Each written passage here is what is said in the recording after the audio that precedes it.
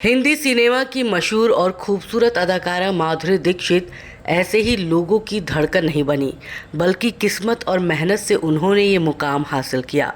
फिल्मों में उनके आने की कहानी भी बेहद दिलचस्प है। दरअसल माधुरी की बड़ी बहन की दोस्त राजश्री प्रोडक्शन में काम करने वाले एक शख्स की बेटी थी। उस समय राजश्री प्रोडक्शन वाले फिल्म अबोध के लिए एक नई लड़की की तलाश में थे। बात निकली तो माधुरी की बड़ी बहन ने उनके नाम का सुझाव दिया और दोस्त ने उनका पता प्रोडक्शन वालों तक पहुंचा दिया।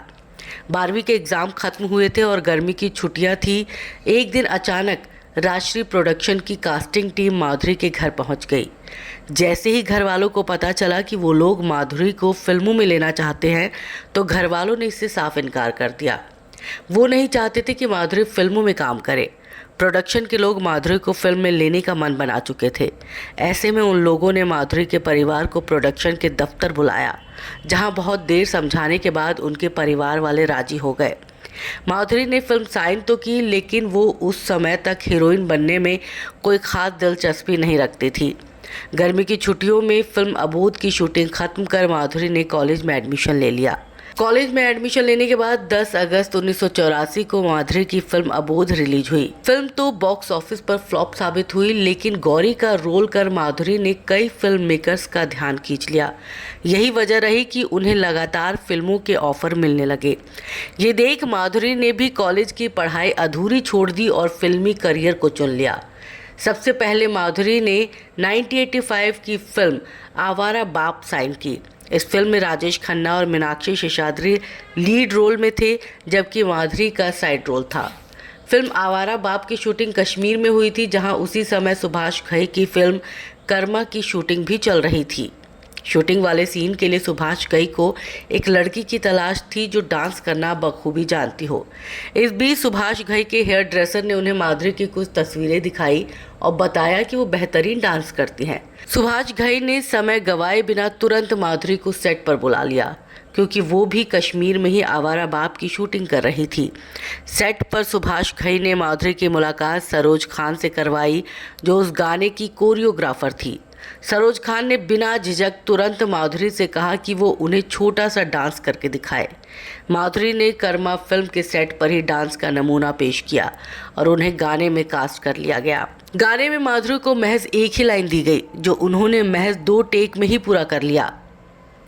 सेट पर माधुरी का एक्सप्रेशन और डांस देखकर हर कोई तारीफ कर रहा था। उन लोगों में सुभाष घई और सरोज खान भी शामिल थे। माधुरी का शॉट देखकर उस दौर में सुभाष घई ने कहा था कि ये आने वाले कल की स्टार है। शूटिंग के कुछ दिनों बाद सुभाष घई ने माधुरी को फिल्म उत्तर दक्षिण में साइन कर लिया। फिल्म में साइन करने के चलते सुभाष घई ने फिल्म कर्मा से माधुरी दीक्षित के सीन हटवा दिए थे। आवारा बाप के बाद माधुरी दीक्षित की अगली फिल्म स्वाति, मानव हत्या, हिफाजत और उत्तर दक्षिण भी बॉक्स ऑफिस पर बुरी तरह फ्लॉप हो गई। इस बीच फिल्मी गलियारों में चर्चा शुरू हुई कि माधुरी दीक्षित हीरोइन मटेरियल नहीं है। इस बात से माधुरी दीक्षित को काफ़ी ठेस पहुंची, लेकिन उन्होंने काम जारी रखा। साल 1988 की फिल्म खतरों के खिलाड़ी में धर्मेंद्र, चंकी पांडे, संजय दत्त, माधुरी दीक्षित और नीलम कोठारी अहम किरदारों में थे। फिल्म में पहली बार माधुरी को संजय दत्त के साथ कास्ट किया गया और दोनों को सेकंड लीड रोल मिला। जब फिल्म का प्रमोशन शुरू हुआ तो माधुरी का नाम कास्ट में सबसे आखिर में लिखा गया। इस बात से माधुरी के मैनेजर रिकू राकेश नाथ काफ़ी नाराज़ हुए। उन्होंने फिल्म मेकर टी रामाराव से कहा कि माधुरी का नाम ऊपर लिखा होना चाहिए, क्योंकि वो फिल्म में नीलम से ज़्यादा अहम रोल निभा रही है। उन्हें जवाब मिला कि नामों को सीनियरिटी के मुताबिक लिखा गया है। जब मैनेजर ने कहा कि माधुरी सीनियर है तो फिल्म मेकर ने उनसे सबूत मांग लिया। अपनी बात समझाने के लिए माधुरी के मैनेजर रिकू ने माधुरी और नीलम की पहली फिल्मों की रिलीज डेट्स निकलवाई और टी रामाराव को दिखाई। उनकी मेहनत रंग लाई और अगले प्रमोशन ऐड में माधुरी का नाम नीलम से ऊपर लिखा गया। लेकिन अफसोस की फिल्म खतरों के खिलाड़ी भी फ्लॉप रही और माधुरी को कोई पहचान नहीं मिल सकी। रिकू राकेश नाथ ने एक इंटरव्यू में बताया कि वो माधुरी के साथ अनिल कपूर के भी मैनेजर थे। एक दिन राजश्री प्रोडक्शन के दफ्तर में उनकी मुलाकात पुराने दोस्त एन चंद्रा से हुई। एन चंद्रा ने रिकू से कहा कि तुम्हारे हीरो अनिल कपूर को मैं अगली फिल्म में साइन कर रहा हूँ। ये बात रिकू पहले से ही जानते थे। बातों बातों में एन चंद्रा ने कहा कि उन्हें फिल्म तेजाब के लिए एक लड़की की तलाश है। ये सुनते ही रिकू ने तुरंत माधुरी की तस्वीरें उन्हें थमा दी। उन्हें तस्वीरें पसंद आई। एन चंद्रा ने कहा कि वो माधुरी की एक्टिंग देखना चाहते हैं। रिकू ने राजश्री प्रोडक्शन के दफ्तर में ही माधुरी की पहली फिल्म अबोध के कुछ सीन दिखाए।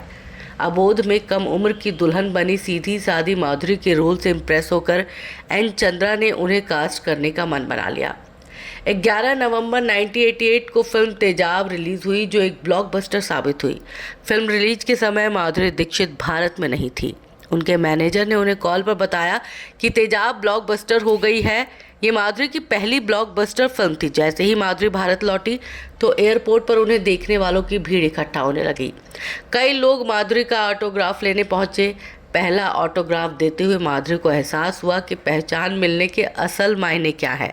हालांकि ये बात भी सच है कि लोग माधुरी का चेहरा तो पहचानने लगे, लेकिन कई लोग उनका असल नाम नहीं जानते थे।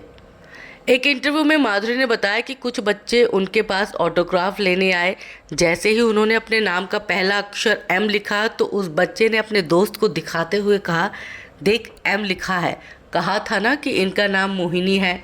फिल्म तेजाब से मिली पॉपुलैरिटी के बाद माधुरी दीक्षित राम लखन, किशन कन्हैया, दिल, थानेदार, साजन, बेटा, राजा, दिल तो पागल है जैसी सुपरहिट फिल्मों में नजर आई। माधुरी दीक्षित को राजश्री प्रोडक्शन की फिल्म हम आपके हैं कौन में कास्ट किया गया। कई मीडिया रिपोर्ट्स में दावा किया गया कि इस फिल्म में सलमान की फीस महज 30 से 35 लाख रुपए थी, जबकि माधुरी को 2 करोड़ से ज़्यादा की रकम मिली थी। फिल्म हम आपके हैं कौन भारत की पहली फिल्म है जिसने 100 करोड़ रुपए से ज़्यादा का कलेक्शन किया था। 90 के दशक में माधुरी हाईएस्ट पेड एक्ट्रेस थी, जिसके चलते उनका नाम Guinness book of world record में भी दर्ज है।